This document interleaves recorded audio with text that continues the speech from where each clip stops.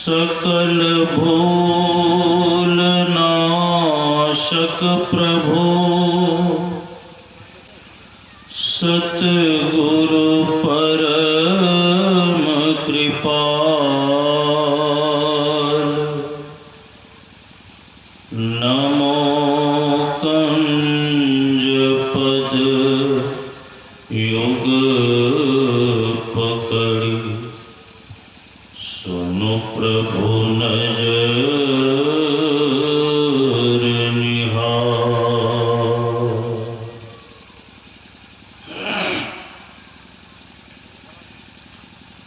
परमाराध्य सद्गुरु महाराज के परम पावन श्री चरणों में अनंत बार नमन। मंचासीन पूज्य बाबा के श्री चरणों में कोटि कोटि नमन। मंचस्थ साधु समाज, उपस्थित सत्संग प्रेमी महानुभाव, माताओं एवं बहनों,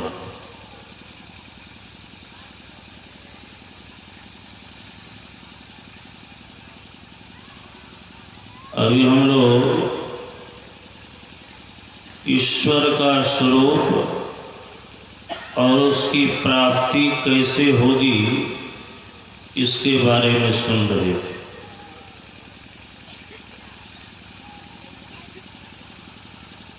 परमाराध्य सद्गुरु महाराज कहते हैं कि राम नाम अमर नाम भजो भाई सोई, सोई सत धुन सब घट घट होई।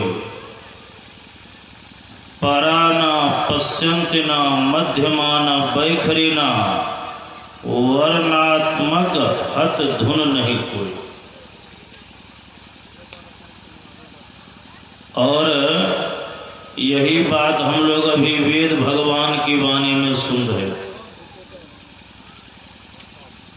ईश्वर परमात्मा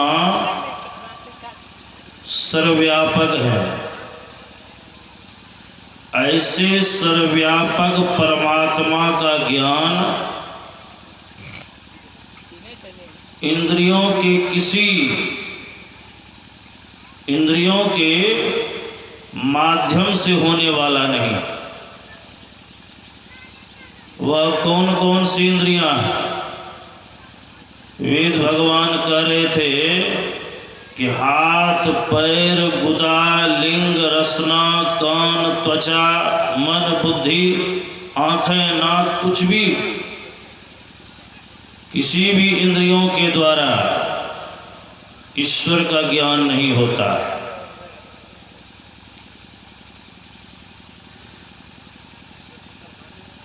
पिंड में जितनी भी इंद्रियां हैं,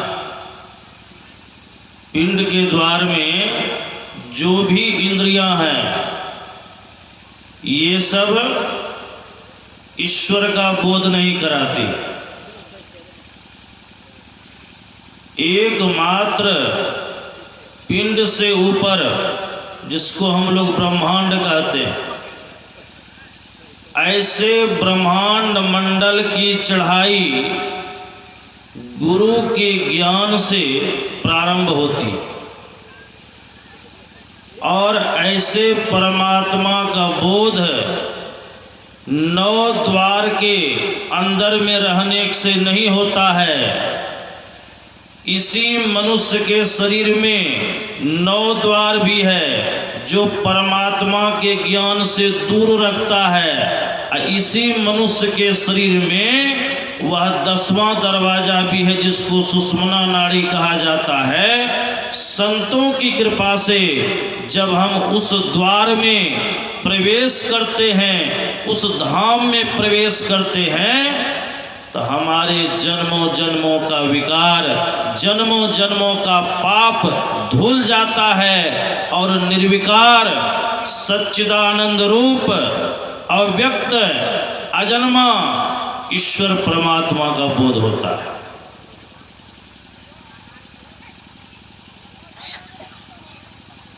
लेकिन यह निर्गुण विषय है। निर्गुण विषय को सुनने में मन नहीं लगता है, यह मन चंचल और चलायमान है, सगुण की ओर ज्यादा भागता है, आकर्षण होता है। लेकिन संत लोगों ने बताया जिस तरह से कोई दवाई कड़वी होती है, तीता होता है, तो बच्चे लोग खाना नहीं चाहते, तो वैद्य डॉक्टर क्या करते हैं, उसमें शहद मधु मिला करके चटवाते हैं, तो काम करता है दवाई। लेकिन शहद के द्वारा जब हम दवाई खाते हैं तो मीठा लगता है, और शहद के माध्यम से जब दवाई हमारे अंदर जाता है तो हमारे शरीर से रोग भाग जाता है। ठीक उसी तरह से भक्ति की प्रारंभ सगुण से ही होती है। डायरेक्ट निर्गुण निराकार परमात्मा की भक्ति में हमारा मन लग जाए, यह हो ही नहीं सकता। इसीलिए हमारे गुरु महाराज ने पहले मानस जप, तब मानस ध्यान, तब दृष्टि योग, बारी बारी से सारी क्रियाओं को बताया। ऐसे परमात्मा जिनका नाम इस मुख से आज तक किसी ने पूरा नहीं ले पाया, जो अनामी है, जो अजन्मा है, यानी परमात्मा का ना तो कभी जन्म होता है, और जब जन्म ही नहीं लेते हैं तो वो मरने का सवाल ही नहीं उठता। ऐसे परमात्मा का बोध संतों के ज्ञान के द्वारा होता है। सज्जनों, यह मनुष्य का जीवन बड़ा ही अनमोल है। यदि किसी और शरीर के माध्यम से ईश्वर की प्राप्ति हो जाती, ईश्वर का दर्शन हो जाता, तो सारे संत, सारे ब्रह्मज्ञानी, सारे महापुरुष, संत, भगवंत सभी कोई एक स्वर से इस मानव तन का गुणगान नहीं करते। शरीर तो मनुष्य से भी विशाल है, लेकिन ईश्वर का भजन उसमें नहीं हो सकता है। निर्गुण निराकार परमात्मा की भक्ति एकमात्र मनुष्य के ही शरीर से होती है।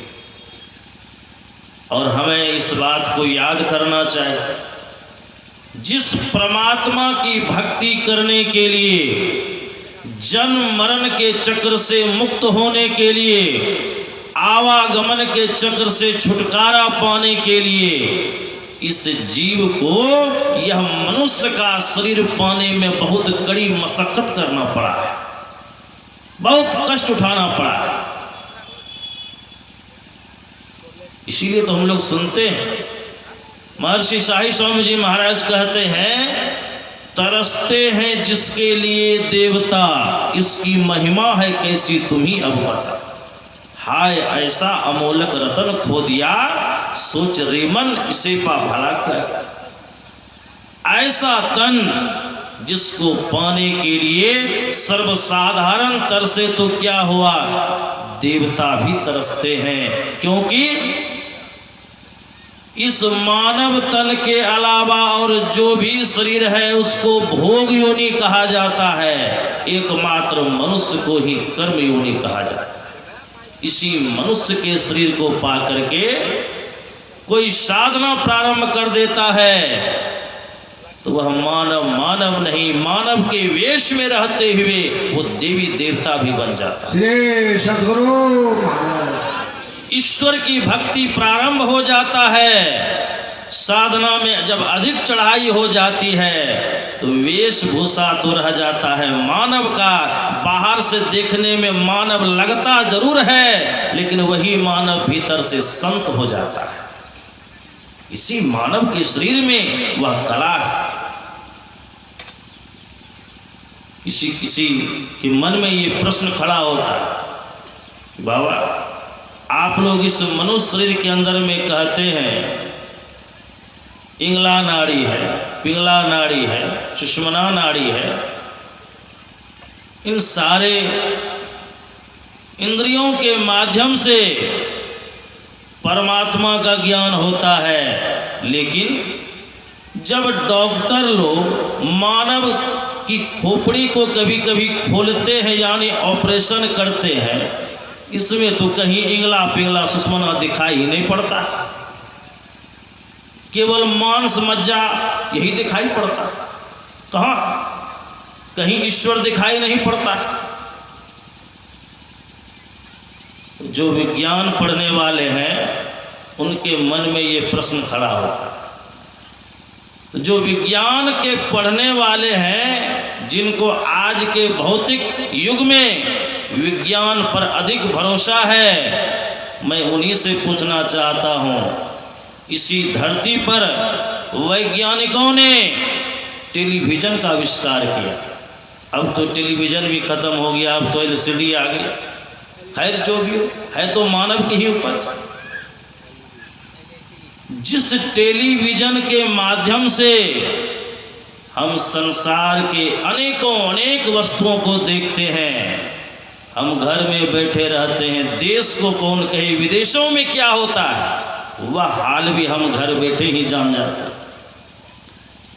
जिस टेलीविज़न पर बड़े बड़े पहाड़, बड़े बड़े वृक्ष, आंधी आती है, तूफान आता है, बड़ा बड़ा वृक्ष उखड़ करके इधर का उधर हो जाता है, एक दो कौन के हजारों हजार घर उड़ जाते हैं, कितने लोग मर जाते हैं, कहीं अप्रिय घटना घटती है, किन्हीं का एक्सीडेंट होता है, कहीं कुछ तो कहीं कुछ। ये बहुत ढेर सारी चीज़ों को हम घर बैठे देखते हैं। लेकिन उस टेलीविज़न के अंदर घुस करके आज तक कोई कह सकते हैं कि एक भी आदमी खड़ा मिला हो, एक भी पेड़ मिला हो, एक भी पहाड़ मिला हो? कुछ नहीं मिलता। टेलीविज़न के अंदर में भी एल्युमिनियम है, प्लास्टिक है, तार है और कुछ नहीं। लेकिन वैज्ञानिकों ने इन्हीं सारे चीज़ों को जोड़ करके उसको इस लायक बना दिया कि हम क्या से क्या देख लेते। ठीक उसी तरह से ईश्वर परमात्मा ने जिस मनुष्य शरीर का निर्माण किया है, इसको यदि चीरेंगे, फाड़ेंगे, इसमें नस नाड़ी मांस मज्जा को छोड़ करके कुछ नहीं मिलेगा। प्रयोग करने की चीज़ है। गुरु का ज्ञान सही सही मिल जाए और ऐसे सही सही ज्ञान को प्राप्त करके जो ईश्वर की भक्ति में लग जाते हैं, तर्क वितर्क नहीं करते हैं, सीधे गुरु के वचन पर विश्वास करके ईश्वर की भक्ति में लग जाते हैं, इसी मानव तन में रहते हुए उसे मरने के बाद नहीं, जीते जी ईश्वर का साक्षात्कार होता है। यह बड़ा ही पवित्र कार्य है मनुष्य के लिए। और इन्हीं सारी बहुत सारी बातों को सुनने सुनाने के लिए ये 2 दिवसीय संत मत सत्संग का आयोजन हुआ है। हमारे पूज्य स्वामी श्री ओमानंद जी महाराज बाबा शाही धाम दानापुर पटना से चल करके आप सबों की नगरी में आए हुए। आज तो पहली बैठक है, फिर भी आप लोग बहुत अच्छी संख्या में आए हुए। सत्संग का कार्य भी कुछ विलम्ब से प्रारंभ हुआ है, लेकिन विलम्ब से प्रारंभ हुआ तो क्या हुआ, प्रवचन सुनने में और आप सबों को सुनाने में कोई विलम्ब नहीं होगा। वो भरपूर मात्रा में आप सबों को सुनाया जाएगा। आप लोग उकताएंगे नहीं, शांचित होकर के बैठें और अब पूज्य बाबा के प्रवचन से लाभ उठावें। इसके संबंध